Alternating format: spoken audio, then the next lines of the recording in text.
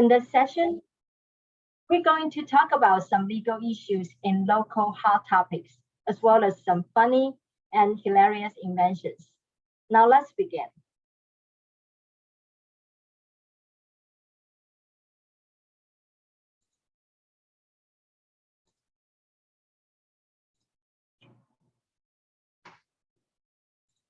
The supermarket chain stores in Taiwan love to do giveaways to treat and to entice their customers. PX Mart in Taiwan's largest supermarket chain store. Recently, they spent huge money obtaining a license from Marvel Studios to make mini superheroes as their giveaways. PX Mart's licensing deal with Marvel Studios is equivalent to 7.2 million US dollars. Consumers can get one superhero figurines for each in-store purchase over US 15 US dollars.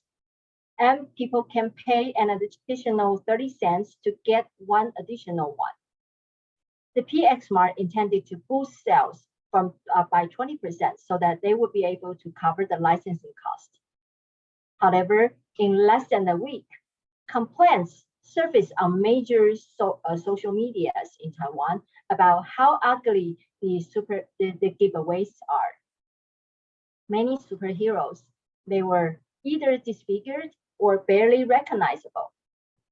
Netizens made sarcastic comments on the internet about the bizarre figurines. Some called them Marvel Disfigured Alliance, said that the wounds left from the severe fight make them barely recognizable.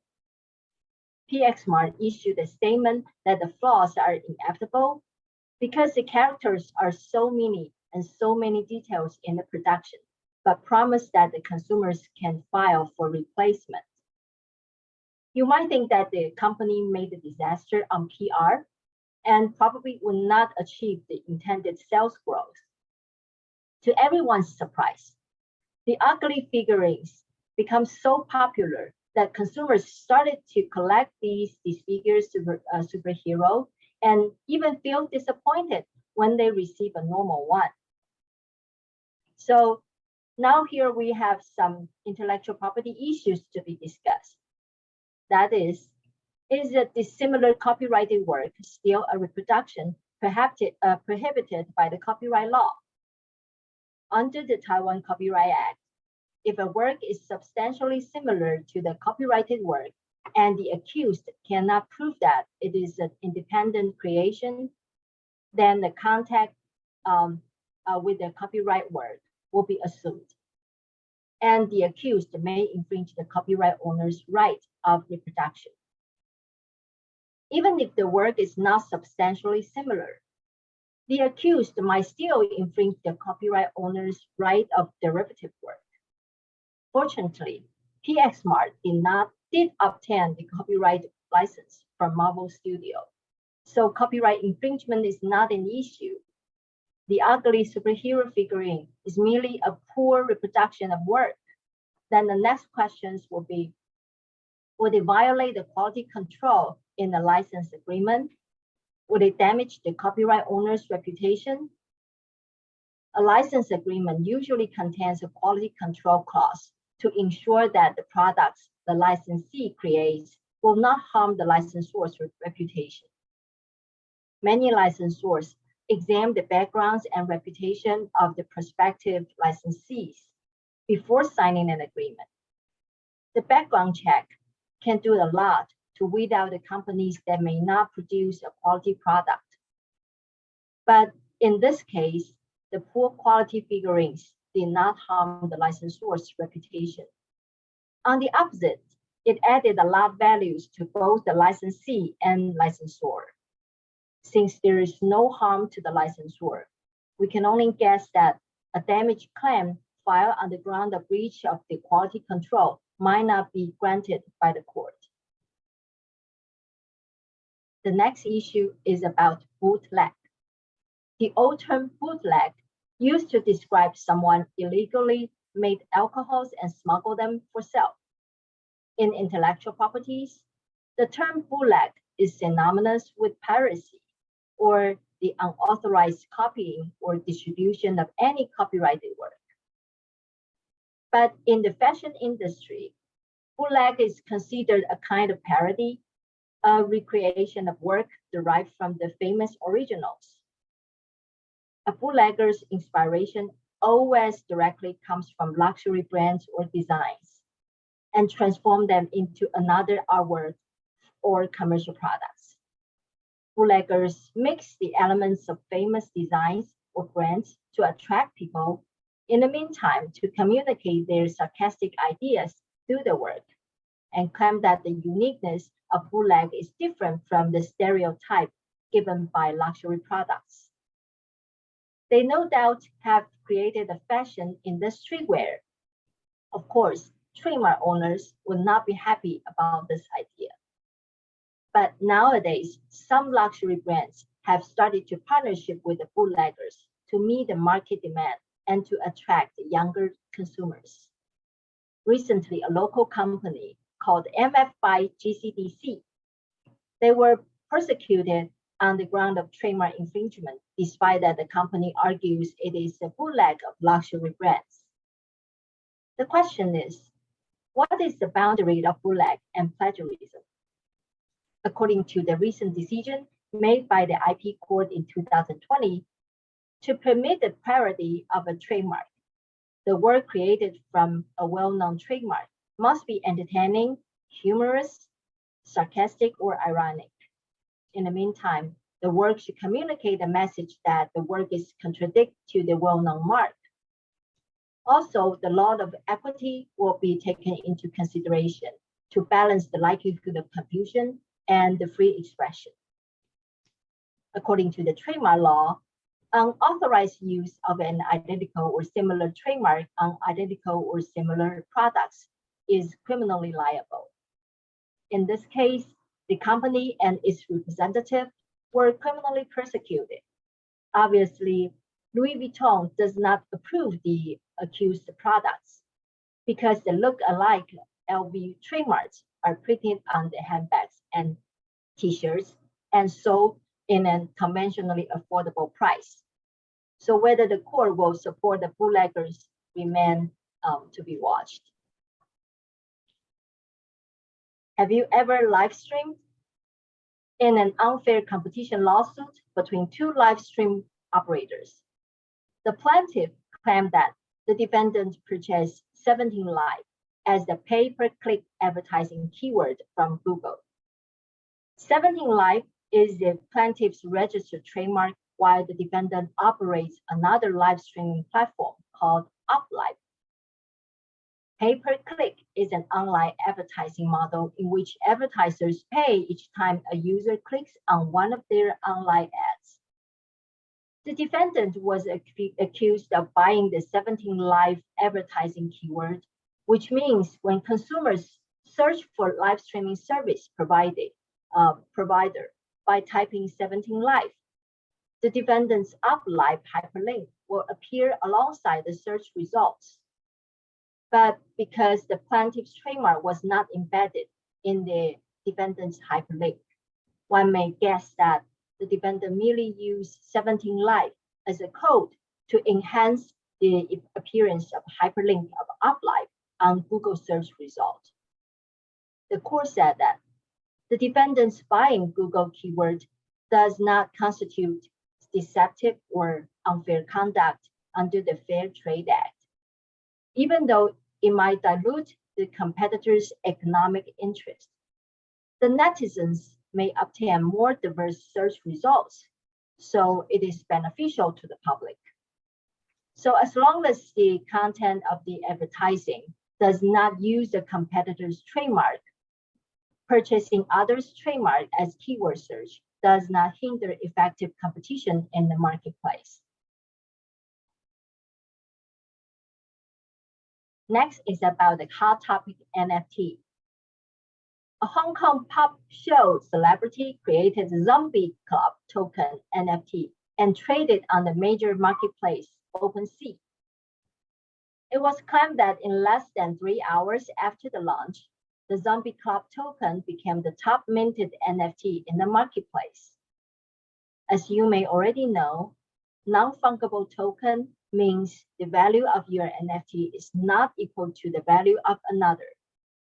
Each NFT is unique and has its own value, just like a piece of artwork has its own value. They're not mutually interchangeable. So far, anything that can be digitized can be turned into an NFT for sale. An artwork, a mark, images, or music can all be transformed into NFTs. In terms of the intellectual property rights, the question is what the buyer actually gets when you mint an NFT. Is it an ownership of property right for copyright or trademark right? Unfortunately, the answer could be neither. The buyer only gets a string of numbers that have been generated in relation to the work. It is not even a copy of the copyright work, but merely a code authenticates that the owner is entitled to limited right of use granted by the creator. That is why most people don't think that an NFT is an IP asset. There is another question. Can the trademark right holder exercise its right against an NFT creator who digitized the trademark as an NFT? Does the exclusive right of a trademark include excluding others from using a digital form of the mark as a token? Is an NFT considered as a use under the definition of the trademark law? The innovative development on the virtual world has gone beyond our legal system. There are lots of the area of IP law that needed to be developed in the virtual world. So far, people can only rely on the smart contract they executed when minting an NFT. But there is no case law in Taiwan showing how it is enforced. So the future of NFT is worth looking forward to. Now I will give the floor to my colleague, Kevin. Kevin, it's yours. Thank you, Crystal.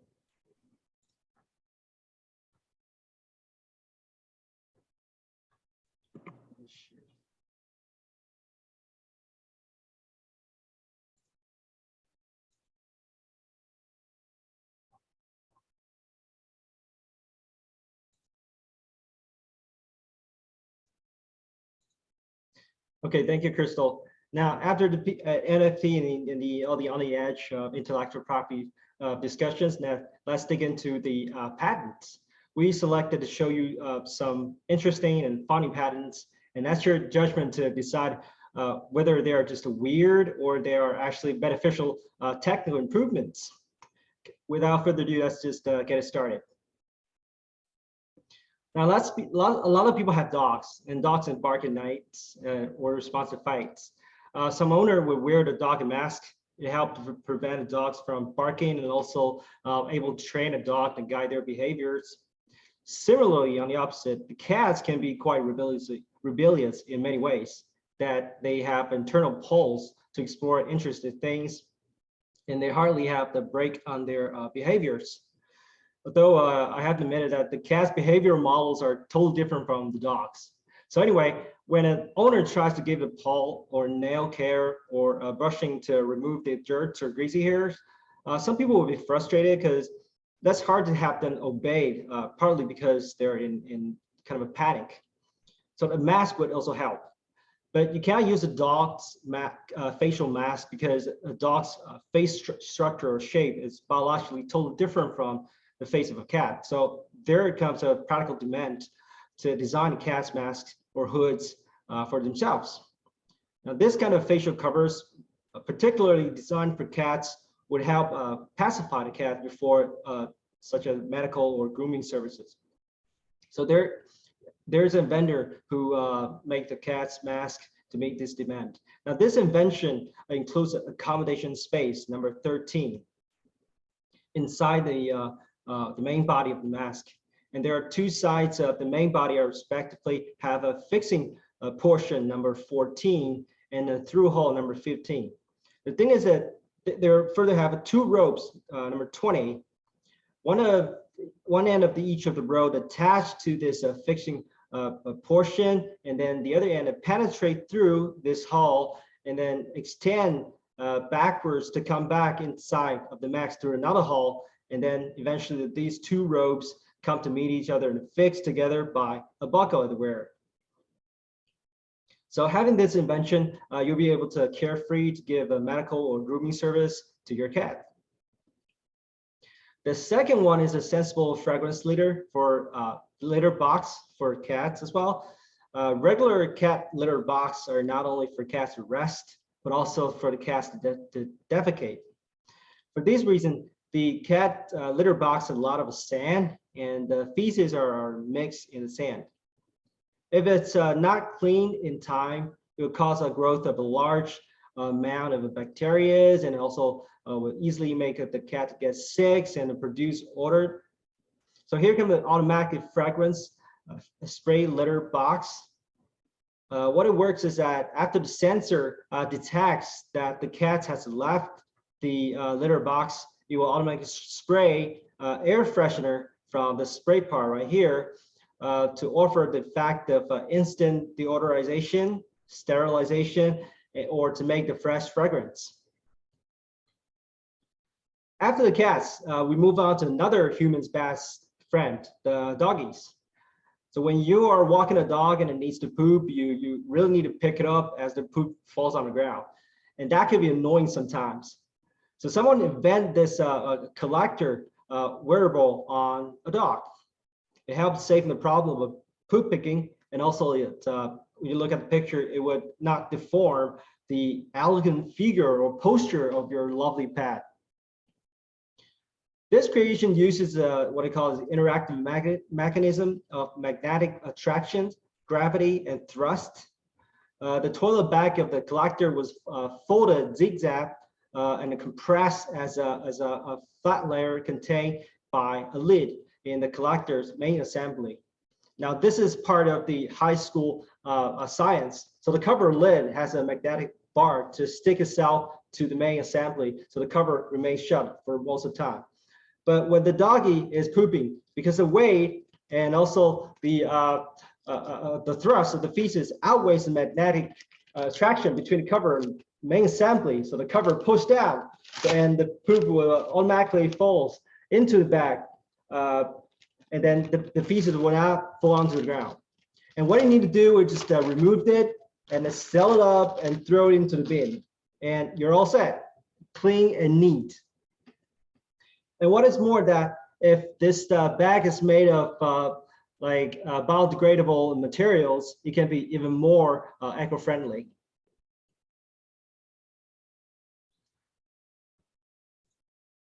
The inventions foregoing are made for people who have pets. But for those not, here's a creative alternative, a pet companion system. Now, through the application of virtual reality, it allows users to interact with pets in the virtual environment to spice up your life, and meanwhile reduce the burden of caring real pets. And to be more accurate, the system of virtual pet companionship can be used for animal therapy. Traditionally, by allowing direct or indirect contact of pets with a human in a certain program situation, the trained animal would be able to interact with patients and therefore improve the patient's ability in cognition, emotion, and other psychological functions. Now, in this invention, the anatomy is quite straightforward and easy. First, there's a transmission unit that receives a command from the user and then pass over to this processing unit. Then the processing unit receives the command and then retrieve a corresponding interactive module from a database. Right here, there are 8 of them, and generate a virtual reality image and interactive sounds to be played in the presentation unit right here, which is a VR headset. And also there's a pad unit, which is in fact a robot that receives the command from the transmission unit to match the virtual reality and perform actions and interact with by touching with the users. Now, hopefully this invention will help people become not that lonely. After the cats and dogs and the virtual animals, let's turn into the person safety. Let's suppose you're walking alone by yourself in the street in dark night, and you're very bad luck, there comes a rubber in front of you. You will need a self-defense equipment such as a taser or pepper spray that is put in your back. And then you need to take it out and operate it in order to react and counter that kind of emergency situation. But what are you going to do about it when you get back and snatch in the first place, or do not even have a weapon with you in your hand? Now, this invention is a solution to get you a chance of getting out of the danger. With this shoes you wear in your foot, there's an irritant stored inside the liquid container 120 at the bottom of the shoe. When you press the trigger 14 on the side of the midsole, or a remote control trigger 20, you can activate the nozzle number 13 in front of the shoe to spray the irritant out as an aerosol to the rubber, and simultaneously turns on the lamp number 17 to emit light to make alerts. What I've seen, this invention I come across with both an improvement idea and also a question. But it has a LED to make lights. I think it should further have a buzzer to make sounds loud. That could attract more attention of more passerbys.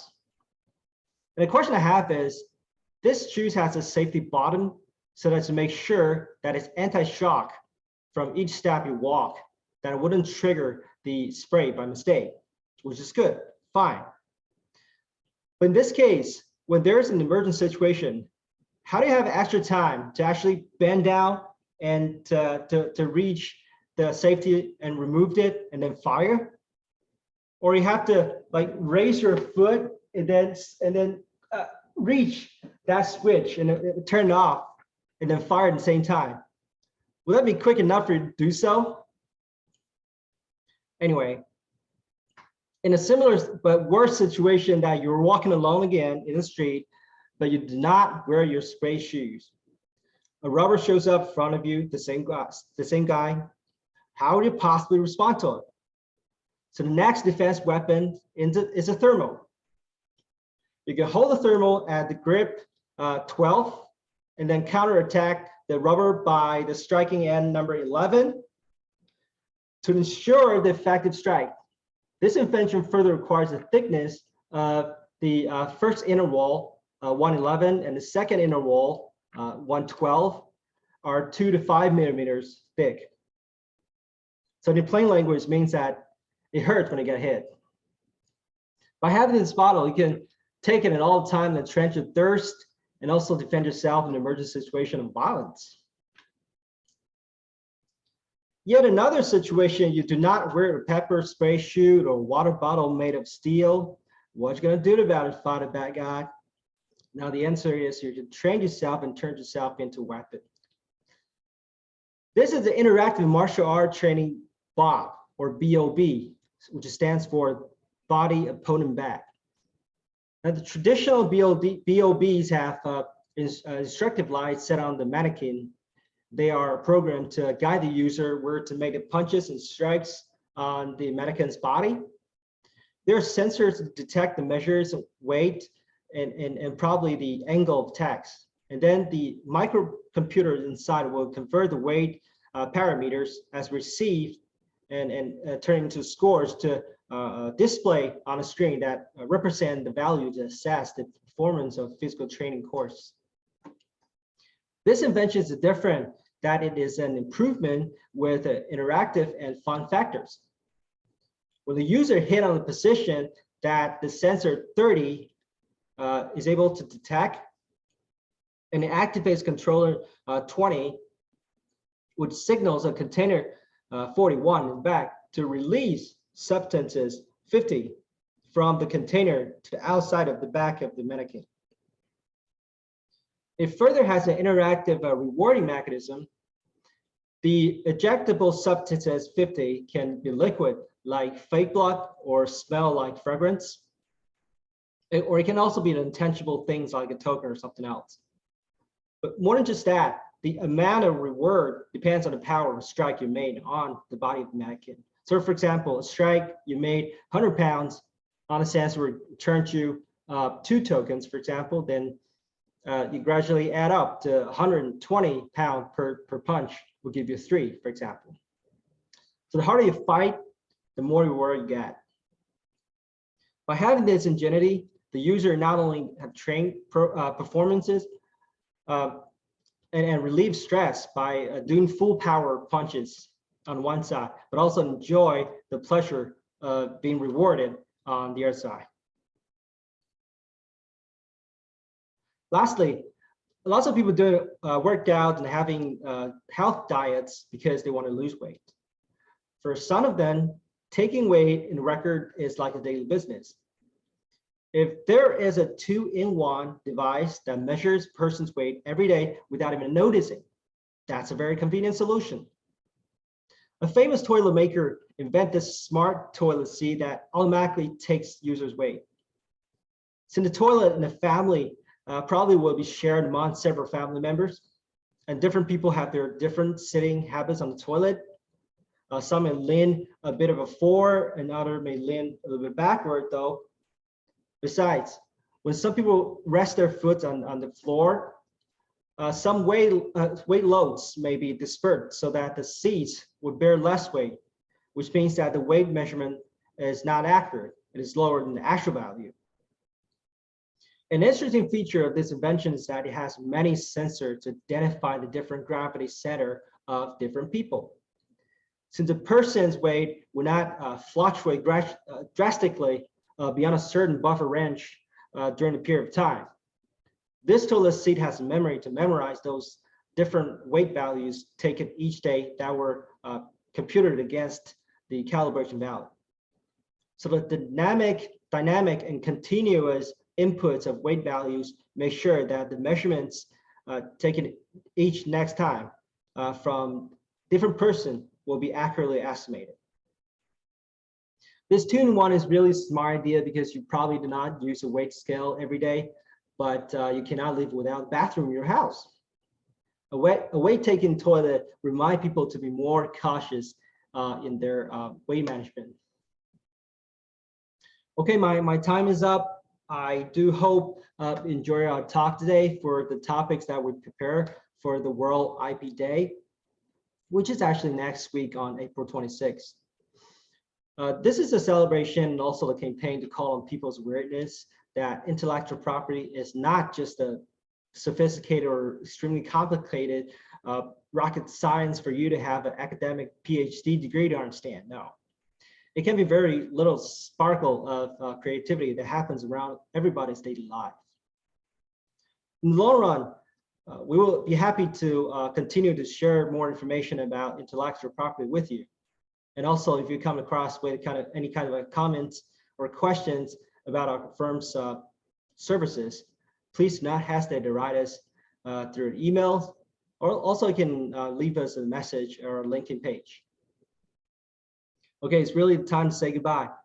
I hope enjoy it, and I wish you a great weekend ahead. I'll see you next time. Goodbye.